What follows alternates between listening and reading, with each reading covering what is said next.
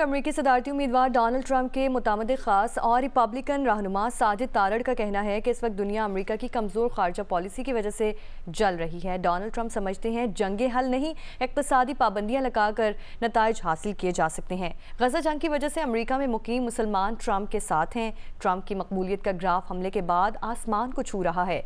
Trump मुंतखब हो गए तो पाकिस्तान से अमेरिका के ताल्लुकात को बैलेंस करेंगे।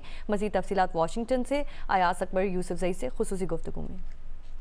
जब से डोनाल्ड ट्रंप साहब के ऊपर कातलाना हमला हुआ है उसके बाद सारी पार्टी ने उनको इंडोर्स किया है, वो अपना कैंडिडेट बनाया है, तो उनकी पॉपुलैरिटी का ग्राफ इस वक्त आसमान को छू रहा है। अगले महीने अगस्त के अंदर डेमोक्रेट पार्टी का कन्वेंशन हो रहा है, वहां पे कैमला हैरिस अपनी वाइस प्रेसिडेंशियल कैंडिडेट को पिक करेंगी। पॉपुलैरिटी ऊपर जाएगी नीचे जाएगी देखा जाएगा। और अभी इलेक्शन में तकरीबन 90 के करीब दिन मौजूद हैं और सियासत के अंदर कहते हैं लम्हा कीमती होता है। हमारे जो पाकिस्तानी है, एशियंस या मुस्लिम है, उनका झुकाव किस तरफ है? इस दफा गाजा की जंग की वजह से बहुत ज्यादा मुस्लिम सपोर्ट जो है वो डोनाल्ड ट्रंप साहब के लिए है, जिसमें ना सिर्फ पाकिस्तानी मुसलमान, अरबी हैं, यहाँ पे इंडियन मुसलमान हैं, बंगाली हैं, वो सब इस वक्त डोनाल्ड ट्रंप साहब को सपोर्ट करते हैं गाजा की जंग की वजह से। पूरी दुनिया के अंदर इस वक्त जो हालात चल रहे हैं, मेरे ख्याल में दुनिया जल रही है due to the weak American foreign policy. तो आप समझते हैं कि जो जंग की जो कैफियत है इसमें ट्रंप साहब की कोई पॉलिसी वाजिया है कि इसमें कोई कमी आएगी? बिल्कुल वो इस चीज पे एग्री करते हैं। He is a businessman. वो ये समझते हैं जंगें हल नहीं है, इकोनॉमिक सैंक्शंस लगानी चाहिए। डोनाल्ड ट्रंप साहब हैज